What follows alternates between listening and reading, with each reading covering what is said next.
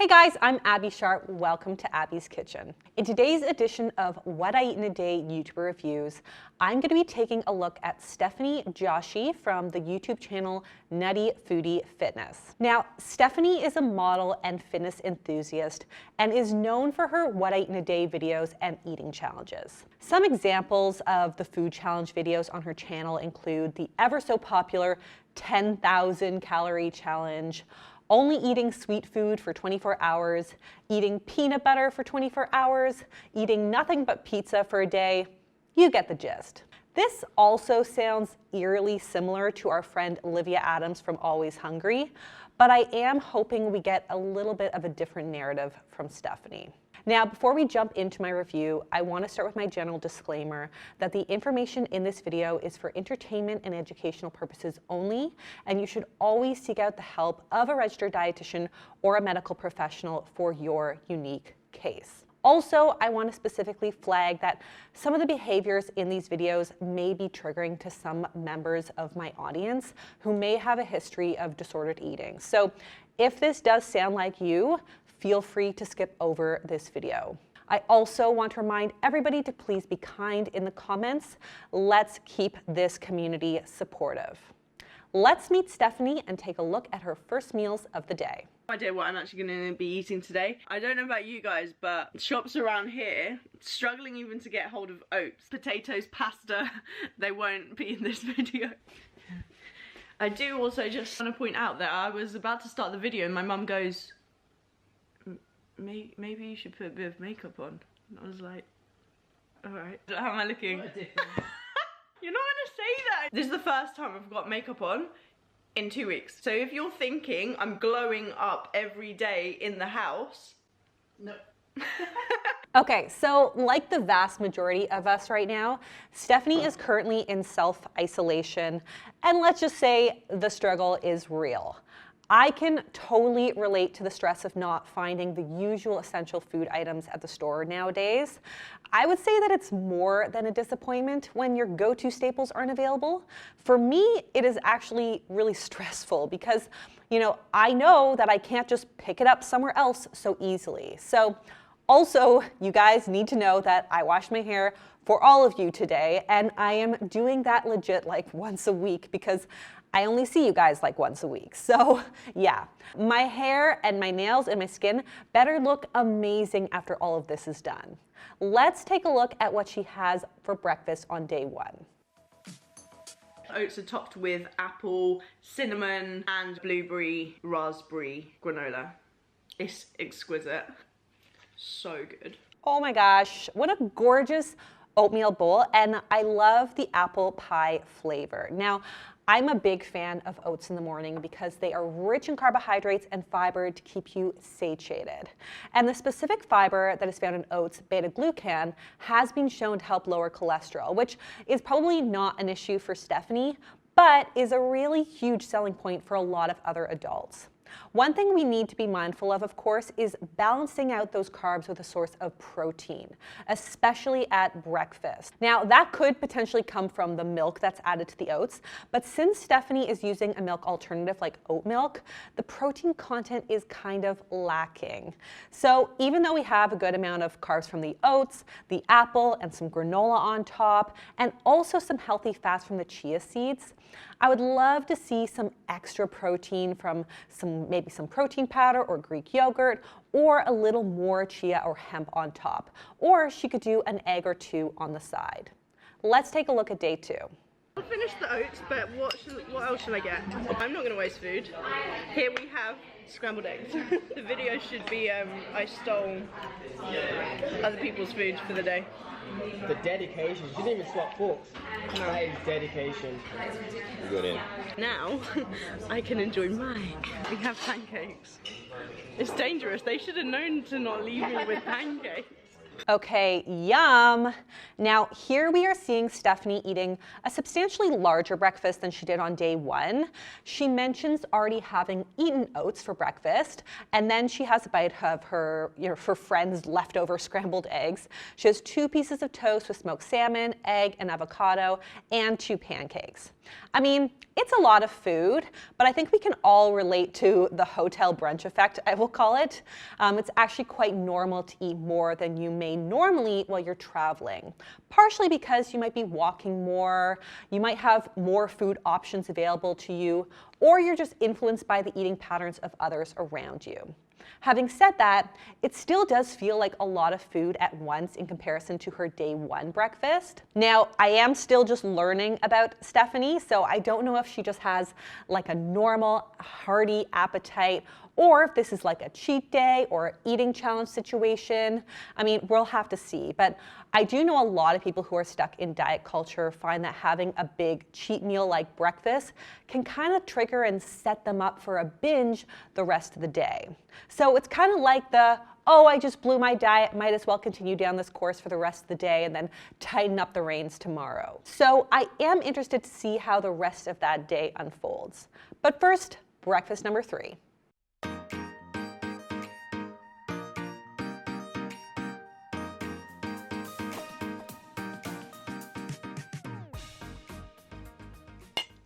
Wow, I look like a hot mess. Oats in my teeth. See you in a minute. Okay, so this oatmeal breakfast looks so great, and it's definitely my favorite of the 3. We've got, healthy carbs from the oats and the banana, protein from the salted caramel protein powder that she put in there, some peanut butter for some healthy fats. So this would be a more balanced option than her day 1 oatmeal bowl, but just as delicious. She also added in some toffee flavored drops, which have no calories and no sugar or fat. They're basically just like a sweetener made with sucralose, which is like Splenda, along with some natural flavors and caramel color syrup. So that's a fine add-in if you want to cut back on sugar. But if you haven't already watched my video on artificial sweeteners, you can check it out right here. Now let's see what's next.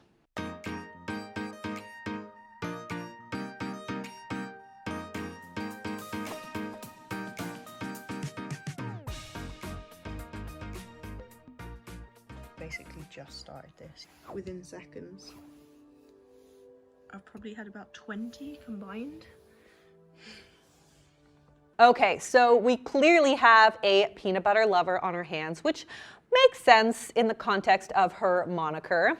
So after her oatmeal breakfast, Stephanie is having a little apple with 20 spoonfuls of peanut butter as a mid-morning snack. Now, I love the combination of apples and nut butter because we've got fiber, we've got protein, we've got healthy fats, but the ratio of apple to nut butter in this situation is a little off. Okay, so nut butter is really energy dense, so it is very easy to eat a large amount of calories in a small package, which is amazing for those trying to gain weight or bulk up. And as Stephanie sort of mentions later on in her videos, she does refer to going to the gym to make gains, so this may be the case for her. But for most people, 1 or 2 tablespoons would be sufficient for a balanced snack, and 20 tablespoons might look a little bit like a binge. Again, I'm still getting to know Stephanie's style, so obviously I am not making any assumptions. She does, however, mention that she has 4 different jars of peanut butter beside her bed, which may be triggering for some people. I actually always recommend keeping food in the kitchen or pantry and actually putting your food in a bowl or on a plate so that you can eat out of that rather than mindlessly snacking out of a jar or big bag. If you're still hungry after you finish the food that you have in your bowl, by all means, go get more. But eating food in a more purposeful way just really helps you get more in tune with your hunger and fullness cues as you move through your intuitive eating journey. Let's take a look at lunch. Just want to say that I have actually been taking, not sponsored, I think it was at Steph's Stay Sassy, my protein event, in a goodie bag, and they're just basically gummies for hair strengthening, and I feel like I lose a lot of hair. I used to have a lot more hair when I was younger, so I take these. And I have just received another kind of bundle of vitamins from my protein. Okay, so Stephanie mentions a few supplements that she has.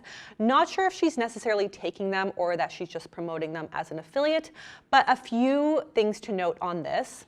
One, just a reminder to influencers to always disclose your partnerships at the top of the video. I think I've said that enough. And two, let's talk about hair strengthening supplements. Now, I have no clue what's in that particular gummy because she doesn't say, but speaking from a nutrition perspective, there are several vitamins and minerals that certainly play a role in hair growth and strengthening, including vitamin A, B vitamins, C, D, iron, zinc, and protein.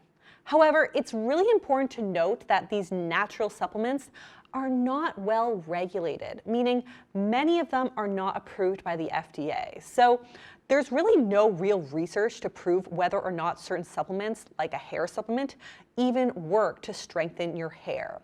And the claims a lot of these companies make are truly off base. So I'm not necessarily suggesting that they do not work. They might help, but having a balanced, healthy diet that includes all of these nutrients and, of course, good hair genes, which she clearly does, is also really key. Let's take a look what she's having for lunch. We're having a full English breakfast for, because why not? Bacon, eggs, mushrooms, tomatoes, noodles. People are going to be like, noodles? That's not a thing. Okay, so before this meal, she did have a little mini workout in the kitchen doing some push-ups, which looked great. And then shortly after, we're seeing a classic English breakfast with bacon, eggs, garlic mushrooms, tomatoes, noodles, a bagel, and some baked beans. I didn't even know the Brits had noodles for breakfast, but I don't know, my British fans out there, is that common? Because I totally love to know these things, so leave me a comment below. Anyways, lots going on here. So we've got the protein from the baked beans, bacon, and eggs. We've got some veggie action from the tomatoes and mushrooms. Yes, I know tomatoes are fruit, but you get what I'm saying. Carbs from the bagel and the noodles. She also was not afraid to add fat to her meal as she coated the frying pan with some butter, which is refreshing to see given the no oil trend is so rampant in the wellness community. But I will say if she wanted to balance out the higher amounts of saturated fat from the bacon, eggs, and the butter, she could have opted for an unsaturated fat like olive oil for cooking in. This is a hearty meal and definitely one that is higher in animal fat and more refined carbs than I would necessarily recommend regularly. But we are living in unusual times right now, so it is totally normal for your eating patterns to be unusual. A lot of us are turning to more comfort foods while in isolation, and that is totally okay. That's totally normal. In fact, I've talked about that extensively in this video right here. So I am okay with these kinds of meals in moderation, especially in the context of Stephanie's day, because she did have a lower fat, lower protein breakfast with the oats. Let's take a look at day 2. I want to try this chocolate orange one.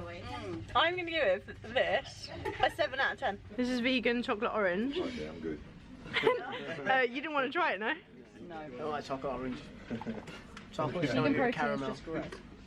Okay, so that guy knows where it's at. Chocolate orange combo, that is the worst. I mean, like this video if you agree. Actually, I'm just kidding because I know some people love that combo. But okay, so after their epic hotel brunch, it looks like Stephanie is doing a little kind of tour of a protein powder factory, which I think is the same protein powder that she is an affiliate for. But anyways, it now makes sense that she wanted to have a larger meal because she was going to be out and about before she could eat again. I mean, this is actually super typical for travel days, so I'm glad that she was able to anticipate her day and plan her eating accordingly. Though it does look like she was at least able to get some little samples of the protein drinks as a bit of a snack.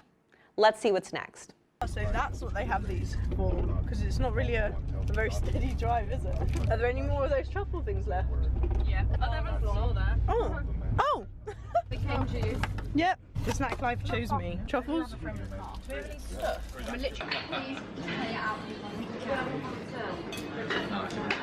So yeah, the plan is.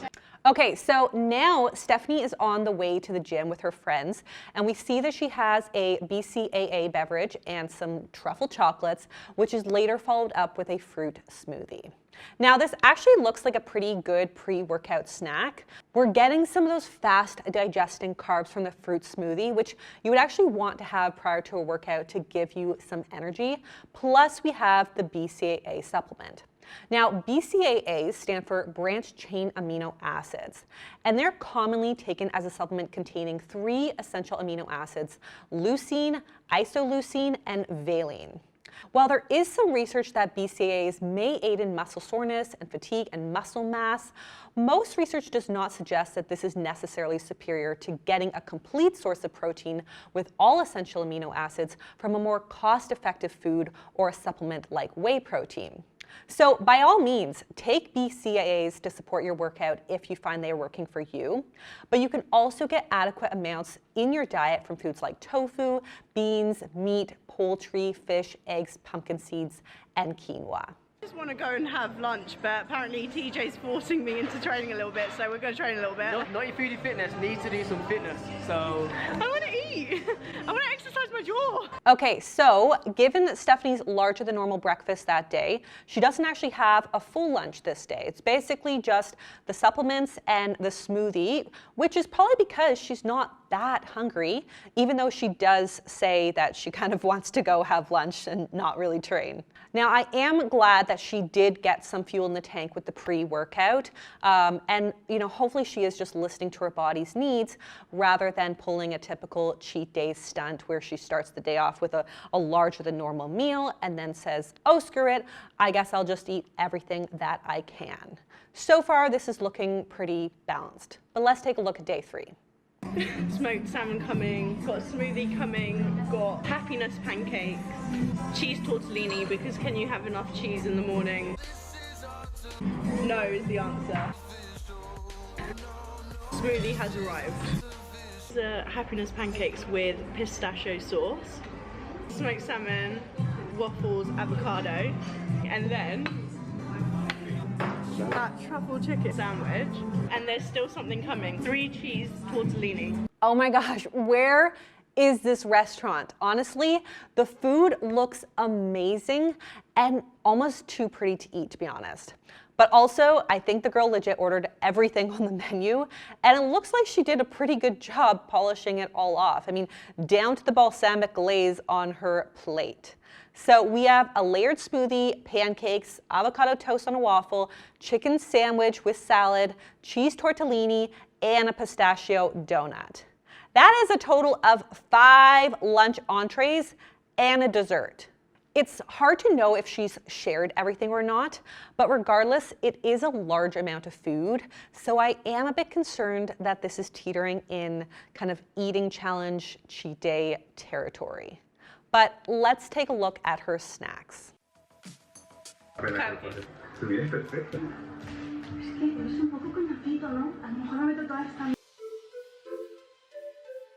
So after a carb-heavy breakfast and then a fat and protein-heavy lunch, we are back for a sweet treat here for afternoon tea.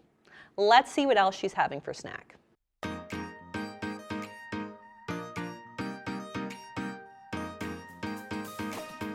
Any commentary whilst making this bomb matcha peanut butter dessert, watching the news, but you can thank me later. Whoa. Okay, so this matcha chia pudding-like concoction that Stephanie has made for her snack is pretty genius, I have to say. Though it does have a dessert-like feel with the matcha Kit Kat in there, it still is pretty nutrient dense. So we've got some protein from the protein powder and yogurt, healthy fats from the chia seed and the peanut butter, and then carbs from the banana and granola, and of course also the Kit Kat. I will say in combination though with the 2 cake slices that she already had, we're definitely racking up the added sugar. So far we've seen 150 grams of added sugar in this day alone, and we still have meals to come. Now, I would show you day 2's snack, which again was her restaurant travel day, but she doesn't have another snack, so let's move on to day 3. Not show you what happens before one makes gains. This, my friends, is a fresh tub of the peanut butter to share this experience with you guys. Oh, I can smell it already. A beautiful sight. Such a beautiful sight. I can't even explain how a fresh tub of peanut butter makes me feel. There's extra nuts in that. That's extra nutty. Just, oh, look at that. Oh my god, look, extra peanutty. Oh, my mouth is watering. Like, I can't actually do this without my mouth watering. I'm literally gonna drip in the tub. The greatest thing ever. Okay, so based on this short little clip, it appears that Stephanie eats spoonfuls of peanut butter as her pre-workout snack on this day. Though we don't see how many she has exactly, she is coming off the heels of a massive brunch meal, so I can imagine she's feeling pretty full from that. But also, this is the same day that she had 20 spoonfuls of peanut butter. So I really can't be sure where her relationship with food and her appetite is that day. Now, from a more practical nutrition stance, I would say straight up peanut butter is not the best pre-workout snack. The fat slows down the rate of digestion and it doesn't deliver the fast-acting carbs that we really need to perform. Ideally, we want to have the majority of the fat in our day spaced out away from our workouts. So maybe if she was hungry before she trained, a combination of carbs and a little protein would have been a better choice. So exact amounts, of course, would depend on the length of time between when she ate last and when she hit the gym. But if, let's say, Stephanie ate 30 minutes before her workout, she would want to aim for around 15 to maybe 30 grams of carbs, which might look like a banana or some fruit, either on its own or with some Greek yogurt for protein to boost up the satiety factor. Let's see what dinner has in store. Everything gets put in the slow cooker and the juices just flow. Any bread? But does that go with it? Hard times ahead. We have no other bread. Yes, I love this. I mean, I'm a big fan of slow cooker meals like this, and this one looks so balanced. We've got some protein from the chicken, we've got carbs from the potato, and of course, lots of bright, colorful veggies. I am really happy to see that after a sugar-heavy snack on this day, we've got a really nutrient-dense meal to end the day. Let's take a look at day 2. Oh, look at this. Are these mine? Yes. I'm hot too and I'm barely wearing any clothes, I feel. Check the state. And edamame. You're in the shop, so. Okay, so for most people who maybe had a hearty brunch with lots of carbs and fat, I would say, yeah, this dinner totally makes sense. We have satiating protein and fat from the steak and edamame, and lots of veg with the rapini. But considering she just completed a pretty heavy-duty workout, I would have liked to see some carbs in there to really replenish those glycogen stores. Let's take a look at day 3, and this one meal might tell us a lot. Dessert has been taken away for the time being. We have wings, we have chicken strips, dip, wings, barbecue, extra dip there, more dip here. It's a vibe and I am so happy. It's a feast! Okay, so yeah, this was kind of what I was nervous about with Stephanie's day 3. So we have chicken wings, chicken strips, coleslaw, Coke, ice cream, cookies, and a few different pizzas. I mean, this scene is playing out exactly like any mukbang or cheat day challenge. And in the context of her day with the big oatmeal breakfast, peanut butter, huge brunch, more peanut butter, and now all of this, it is definitely feeling potentially problematic. At one point, even her friend comments on how much she's eaten. And I get that she's trying to make gains, but there are definitely more nourishing ways to go about that will satisfy her nutritional needs without an excessive amount of saturated fat, salt, and sugar. Now, I have to say I am all for ordering in occasionally, and pizza night is a Friday night tradition in my house.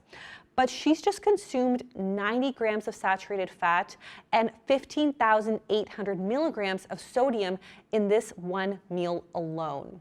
That is 10 times more than the recommended amount of sodium and 7 times the amount of saturated fat that is recommended for one day. Consuming that much sodium in one sitting has the potential to not only cause serious bloating, but over time it can significantly increase blood pressure. Basically, a diet that is consistently high in sodium can injure the blood vessel walls, contributing to plaque buildup. This blocks blood flow, which makes the heart work extra hard to pump the blood throughout the body, and that increases the risk of heart attack, stroke, and heart failure. When it comes to saturated fat and heart health, the research is admittedly quite mixed, as this is a bit of a controversial topic. The relationship between saturated fat and heart disease is not 100% clear, but dietary guidelines do continue to suggest limiting saturated fat in the diet because it may have negative implications for heart health. This is a really complicated topic, and I would need a whole video to get into the minute details of what kinds of saturated fats may increase the risk of heart disease and not. And regardless, I can't necessarily speak for Stephanie, but I would say consuming 7 times the amount of saturated fat in one sitting probably doesn't feel good for most people. Let's finish things off with dessert. So that's what it looks like. Final taste test. So clearly Stephanie is a matcha fan, and those look like such cute little treats. Now, while matcha may have some brain and heart health benefits, one thing to keep in mind is that it does have higher amounts of caffeine than traditional green tea. So these kinds of matcha foods may not be the best idea to have right before bed. I also feel like she's had a really sugar-heavy day this day as is, so if she were hungry before bed, maybe something like cottage cheese or yogurt with some fresh fruit and nuts would have been a more balanced choice. Let's see dessert day 2. Having some time with my dessert. No, because this is too good. As in, I can't put it down, it's that good. The leftovers. We've got peanut butter cookies. Laura's gonna come and she's gonna be like, Where did my cookie go? it's quite soft. Okay, let's see. Now she's eating someone else's food. Okay, so now we know that if we are ever to go out to eat with Stephanie, that we cannot leave our food unattended. But yeah, I mean, that all looks so delicious. So I guess it's kind of a good thing that we're getting some carbs with that dinner, even after that heavy workout, like I said. But it would have been really ideal to get more complex carbs so that we don't get a big sugar crash in the night. Now, a note about sugar and sleep. While you may feel sleepy after a carb-heavy meal, aka carb coma, research suggests that sugar can actually interfere with deep sleep, which will leave you feeling less rested the next day. So just something to think about if you are having trouble sleeping. Let's take a look at day 3. The cookie. Oh, look at that. It's just like so melty. I'm gonna put that on the spoon. It was devoured, pizza was devoured, wings were devoured, chicken strips were devoured, and yet I could still eat. I do, however, have matcha Kit Kats. How full are you on a out of 10? Pretty full. I want to eat matcha Kit Kat. I would end this video on a sweet note. They're mini after all. Although the last video that you saw these in, when I was doing 24 hours eating completely new things, I think you saw me eat like 3 on camera. I ate the rest within minutes off camera. And I know that people will kill me for taking a bite, so I'm not going to do that. I do always do this, however, because they're so mini, you can literally just put them in your mouth. Let me just see if it tastes any different going like this. Anyway, I hope you have enjoyed this full day of eating. Okay, it is possible that we're dealing with the extreme hunger that we've talked about, when it comes to other influencers like Stephanie Buttermore or Always Hungry, as these meals and days look very similar to theirs. I will talk a little bit more about that very shortly, but let me give you my overall thoughts on this series of What I Eat in a Day. In general, is this way of eating balanced? I'm having a lot of mixed feelings watching a lot of Stephanie's videos, and I'm having a hard time reading them, to be honest. On the one hand, I love her enthusiasm for food. I also just love watching her because I think she's got a real beautiful, vibrant energy and is just super cute and sweet. She also made a specific disclaimer in her day 3 video about this not being a cheat day. So I do want to let you view that. I did want to say that today is no special day. Like, I get DMs from people asking, how often do you do cheat days? I cannot tell you how that word hurts my soul. I'm not doing a cheat day. I am living my life. Today is just another normal day, full day of eating. Obviously, I'm not saying that I eat Domino's pizza every single day or every single Saturday. It just so happened that we did actually have Domino's last Saturday. However, it's not to say that I'm eating these things on a particular day. If I want Domino's on a Monday, I'll have it on a Monday. If I wanted it on Wednesday, on Friday, on Saturday, it makes no odds to me. It makes no difference if I'm training, if I'm not training. This isn't a reward for training. Or like, I'm not gonna feel guilty tomorrow for having eaten a Domino's. Like, I'm not gonna go extra hard at the gym.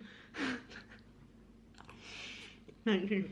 That was a really good one. Okay, so I love this philosophy and I share it with Stephanie wholeheartedly. So I think it's great that this day of eating isn't a special day to Stephanie and that she isn't going to then restrict heavily the next day. Now, she also addresses some people's assumptions that she's bulimic in one of her videos. So I also want to show that before making any more comments. Reading comments at the moment on my videos, and I feel like this is a video where maybe we can have this conversation. Just now I did whether to bring this up or not, and given this is a video regarding mental health, specifically eating disorders, let me just point out some of the things that I get on my videos, okay? So someone said, something isn't right. No person with a normal relationship to food gets this excited to eat. And everyone who is commenting on how lucky she is to have a fast metabolism is so naive.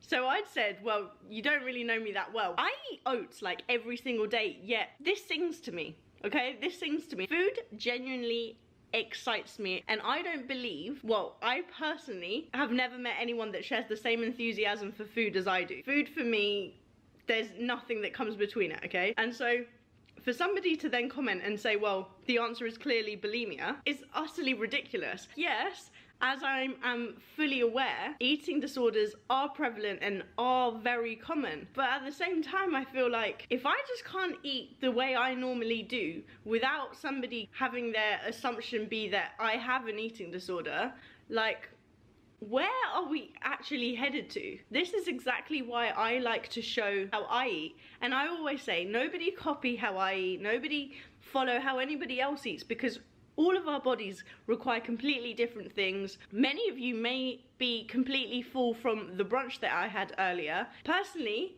I'm hungry, therefore I'm gonna eat. And so for people to comment and say, you know, it's got to be bulimia, I really do not believe that that's then gonna help other people. And so I just wanna point out that, like, use me as an example if you feel like, whoa, I'm overeating because you're following somebody else who's just eating maybe like oats for breakfast, and then they're saying, oh, I'm completely satisfied until lunch. Like, oats keep me so full. And then you're thinking, wow, like, am I abnormal for wanting to eat a slice of bread 2 minutes after my oats? No. Okay, so here we see Stephanie talk about how her appetite has always been larger than average, and that no two people's nutritional needs are the same. So you shouldn't really be comparing yourself with others. That is true, and that's a really important message to share. None of this means that Stephanie has an eating disorder or that she is necessarily restricting or that she's throwing up her food. None of that is necessarily truth. We don't know that. I don't know that. I am admittedly just a little bit troubled by what to say here because the reality is I don't know everything about Stephanie. All I see is the videos that she posts, but from what I do see, I do potentially have some concerns. Her experience here does remind me a little bit of Stephanie Buttermore's extreme hunger as she went through her all-in journey. But from what we saw with Stephanie Buttermore's experience, that extreme hunger was a result of extreme caloric restriction, which totally altered her hunger and satiety hormones and actually damaged a number of biological functions.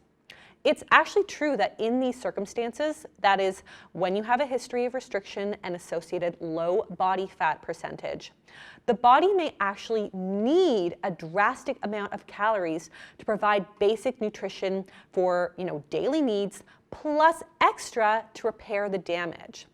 What can happen is that your enteric nervous system, which is the reflex circuits in your gut, is receiving information that you're physically full. Yet the central nervous system, aka your brain, is receiving information that more energy is required to return to a balanced state. So in this case, the drive to eat a lot of calories, even like 10,000 calories, which we see in some of these eating challenge days, is very normal in this circumstance. And it should be honored as it's all about energy restoration or building back what is maybe not working optimally. There is good evidence to support this process, as crazy as it may sound to a lot of people, so I will link to some really good resources below. Now, I want to reiterate that we don't know if this Stephanie is restricting on the days that she maybe isn't showing on her channel, like we know that Stephanie Buttermore was restricting, but I just want to share the information on what we do know about extreme hunger in general. Again, I'm not suggesting that this is Stephanie's experience. What I can say is that between these 3 What I Eat in a Day videos, never mind the official eating challenges that she puts up, there is a huge range in caloric consumption.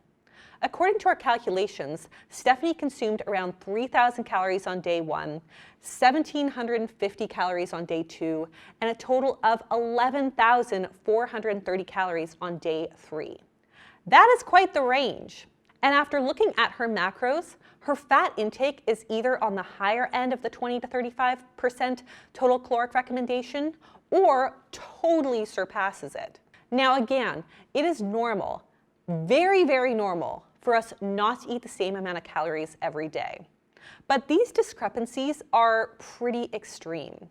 One study suggested that the average daily caloric variability for women should be usually between plus or minus 25% of their total energy needs, which would mean that Stephanie's caloric intake, just based on these 3 days, would probably sit somewhere between 1,650 and 2,750 calories. But from these 3 videos, only one of Stephanie's What I Eat in a Days actually falls within this range.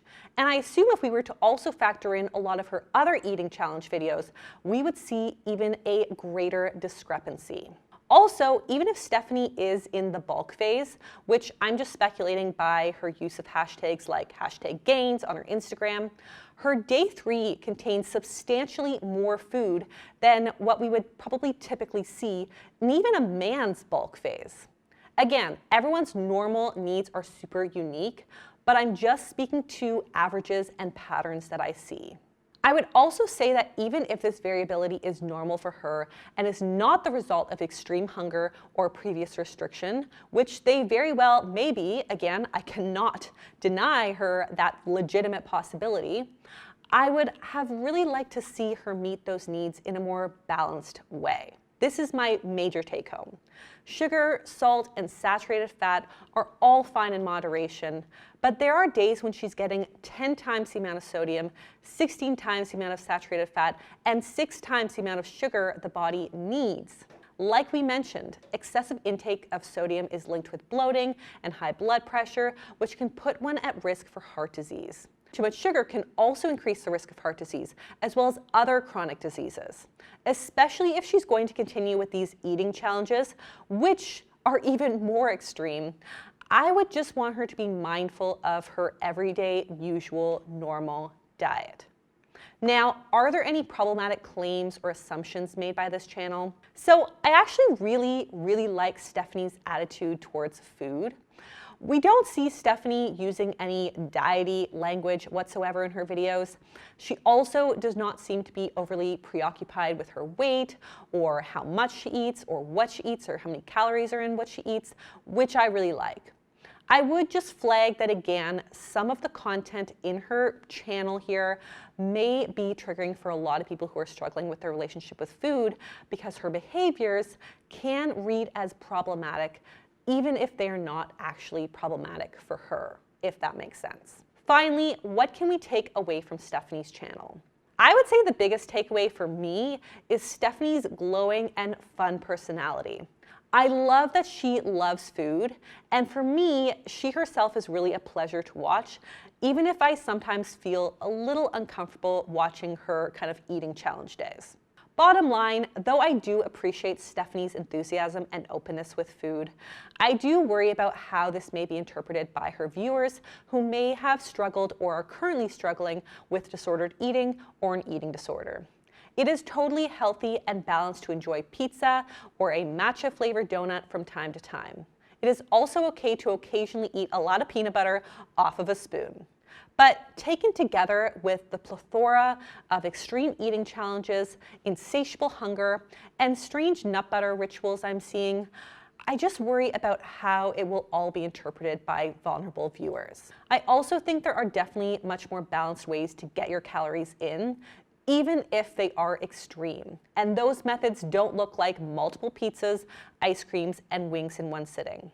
While I do think Stephanie is trying to set a good example for her followers by demonstrating that you don't need to be afraid of food and you can enjoy food without being overly preoccupied with your weight or wrapped up in diet culture, I would have liked to see her communicate this message physically in a more balanced and consistent way.